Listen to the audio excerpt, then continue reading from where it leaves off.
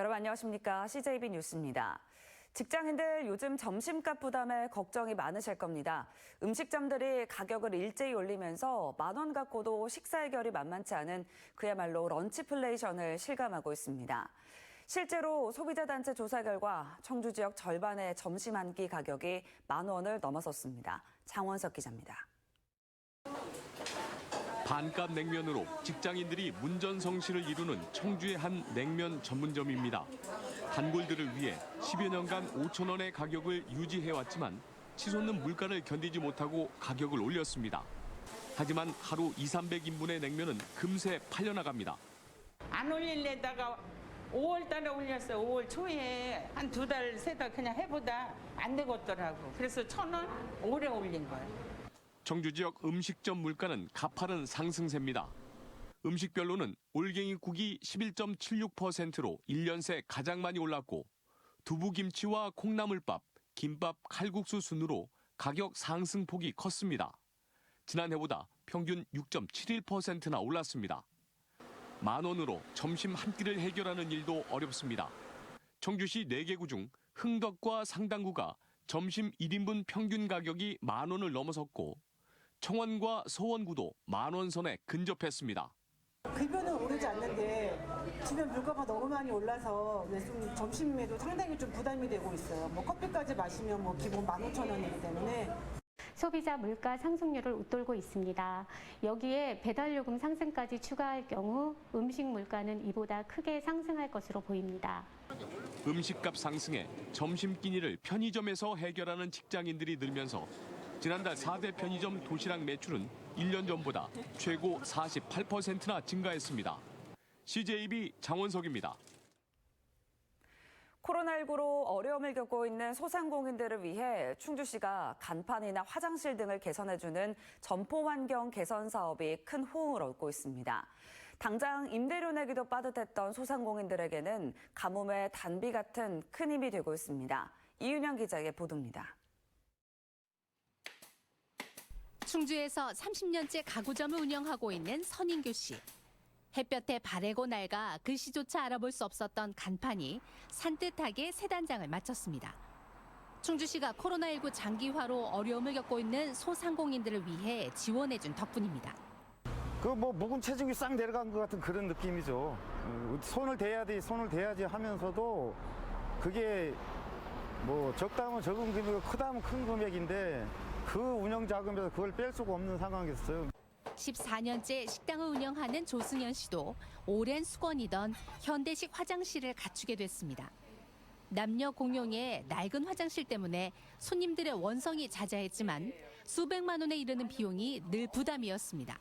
코로나 때문에 더 엄두를 못 냈어요. 네. 근데 그 돈이 저한테는 굉장히 큰 도움이 되고 장사를 하면서도 그 마음이 전달됐는지 매출액도 올랐어요. 꽈배기 가게를 운영하는 이선희 씨는 키오스크를 설치하면서 가게 운영에 숨통이 트였습니다. 코로나19로 경영이 어려워지면서 직원 없이 혼자 운영하다 보니 늘 일손이 부족했는데 큰 짐을 덜게 됐습니다. 저희 소상공인들이 점점 힘들어지고 있거든요. 매출도 줄고 원재료가 너무 올라서 이 시기에 엄청 큰 도움이죠. 코로나19 장기화로 경영 압박에 시달리는 소상공인들을 위해 충주시가 팔을 걷어붙였습니다. 업소당 최대 200만 원씩을 지원해 간판이나 화장실, 키오스크나 인테리어 등을 지원해주는 코로나19 특별 점포 환경 개선 사업에 나선 겁니다. 지난 2020년 8천만 원에 불과했던 예산은 15억 원으로 18배나 늘렸고 지원 점포 수도 900여 곳으로 23배나 대폭 늘렸습니다. 지역의 축제 예산이라든지 이런 걸 감축한 예산을 대폭 확대를 해서 그 소상공인분들에게 경영 부담을 좀 완화시켜주고 사업 경쟁력 강화를 위해서 이렇게 지원하게 됐습니다. 충주시는 내년에도 관련 예산을 확보해 추가 지원에 나설 계획입니다. CJB 이윤영입니다.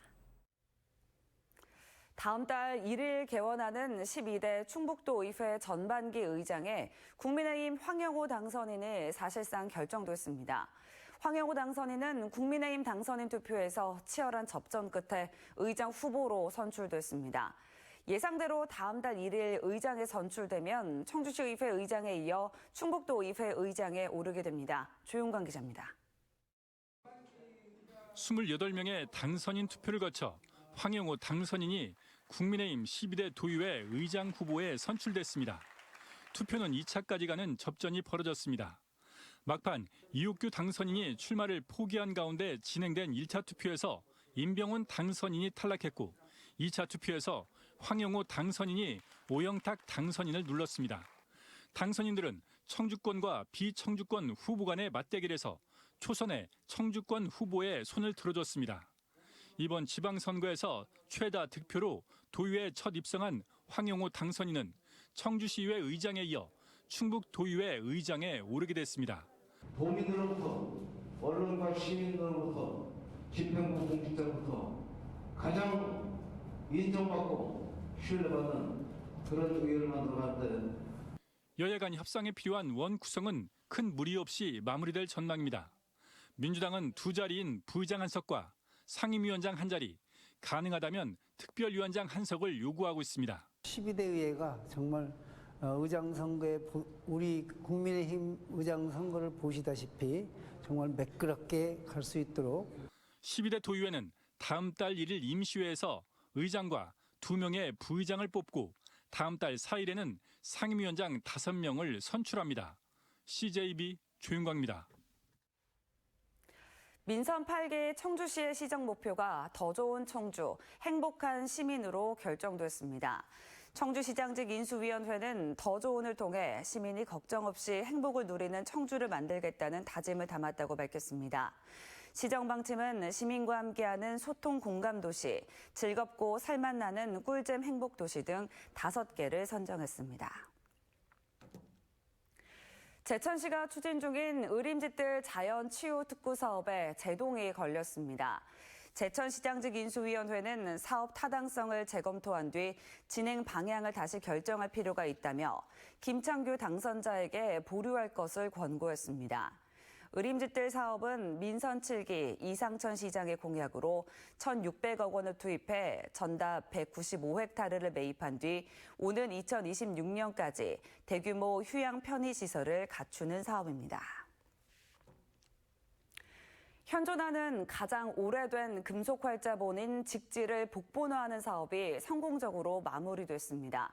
과학적 분석을 토대로 직지 원본을 넘어 원형 그대로의 모습을 재현해냈습니다. 안정은 기자가 보도합니다. 청주 고인쇠박물관에 자리한 직지 심체효절 영인본입니다. 1377년 청주 흥덕사에서 인쇄한 우리의 자랑스런 기록유산이지만 단순 복사본인 영인본만을 두고 있습니다. 직지 원본은 현재 프랑스 국립도서관에 학원만 보관돼 있습니다. 하지만 이제 영인본보다 한층 더 실물에 가까운 직지를 만날 수 있게 됐습니다. 종이의 재질과 재본 방식 등을 과학적으로 분석해 복제한 직지 복본화 사업이 결실을 맺은 겁니다. 직지를 사랑하는 청주 시민들이나 관람객들이 실제 원본, 오리지널 원본을 볼 수가 없는 상황입니다. 그래서 그런 부분이 굉장히 좀 안타까웠고.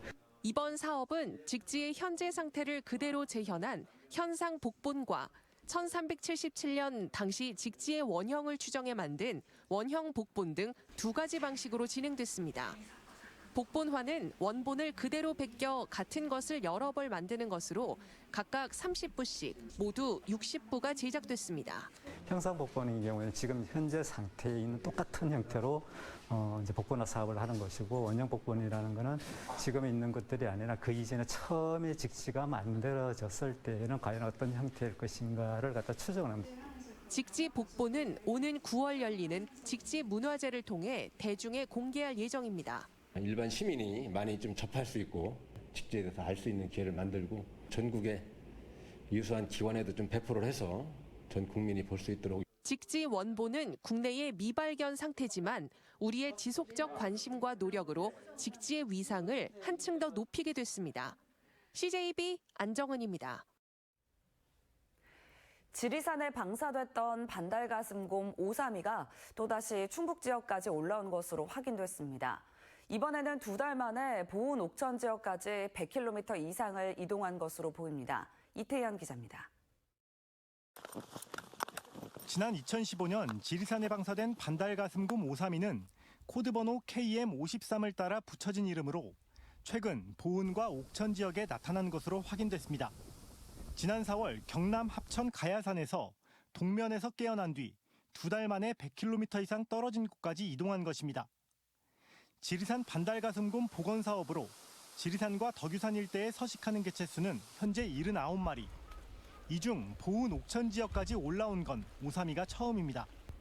오삼이는 2015년 지리산에 방사된 이후 수차례 경북 김천 수도산에서 발견됐고 2018년에는 또다시 북쪽으로 향하다 대전 통영 고속도로에서 버스에 치여 골절상을 입기도 했습니다. 하지만 2년 후 영동군의 야산에 나타나 벌통을 먹어치우는가 하면 등산객에게 목격되기도 했습니다. 떠돌이 반달곰이란 별칭이 붙을 만큼 넓은 활동 반경을 보여왔습니다. 일정한 자기만의 공간 속에서 왔다 갔다 하는데 얘는 그런 패턴을 보이다가도 지금처럼 이제 튀는 행동들을 하는 거죠. 보험까지 갔다가 지금 조금 이제 다시 이제 쭉 내려오는 경향을 또 보이고 있으니까. 오삼이가 짝짓기 경쟁에서 밀려났거나 먹이를 찾아 이동했을 것이란 의견도 제기되지만 오삼이의 영역 확장이 반달가슴곰 복원 사업에 성공 가능성을 보여주고 있다는 점에는 이견이 없습니다. 국립공원공단은 반달가슴곰이 사람을 기피하는 훈련을 받은 데다 식물성 위주로 섭취해 공격성은 크지 않지만 만에 하나 마주쳤을 경우 공격적인 행동을 절대 하지 말고 곰의 행동을 예의주시하면서 뒷걸음질로 멀어지라고 당부했습니다. CJB 이태현입니다. 올해 1분기 충북 30대 취업자 수는 15만여 명으로 코로나 팬데믹 발생 시점인 2년 전보다 8.7% 감소했습니다. 한국은행 충북본부의 충북 지역 30대 고용 현황에 따르면 30대 경력 단절 여성의 노동시장 이탈 등으로 인해 다른 연령대보다 코로나19 이전 수준 회복이 어려운 것으로 조사됐습니다.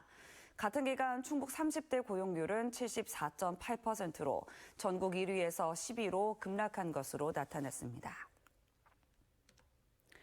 충청북도는 원숭이 두창 확산 가능성에 대비해 방역 대책반을 구성하고 24시간 비상 연락 체계를 가동한다고 밝혔습니다. 또 다음 달 22일부터 국제선 취항이 예정된 청주국제공항에 해외 입국자 검역을 강화해 줄 것을 요청하기로 했습니다. 이와 함께 국가지정 치료병상인 충북대병원에 원숭이 두창 전용 병상을 1개 지정하고 의심 환자 발생 시 이곳에 격리한 후 검사를 진행할 방침입니다. 청주 연고 프로축구단인 충북 청주FC의 초대 감독으로 최윤겸 감독이 선임됐습니다. 국가대표 선수 출신인 최 감독은 2부에 속해 있던 강원FC를 일부로 승격시키는 등 그동안 K리그 4개 팀의 지휘봉을 잡은 경력이 있습니다. 최 감독은 다음 달부터 충북 청주FC의 총괄 디렉터로 선수 영입에 집중한 뒤 내년 시즌부터 감독으로 경기장에 나섭니다. 청주시가 6월 호국 보훈의 달을 맞아 6.25 전쟁 참전 유공자의 희생과 사연을 조명하는 유튜브 영상을 제작해 공개했습니다. 포탄 파편에 머리를 다친 정진태 어르신 등 참전 용사 인터뷰와 6.25 참전 유공자회 청주시 지회의 활동을 담은 영상으로 청주시 공식 유튜브 채널과 SNS를 통해 만나볼 수 있습니다. 이상으로 CJB 뉴스를 마칩니다. 고맙습니다.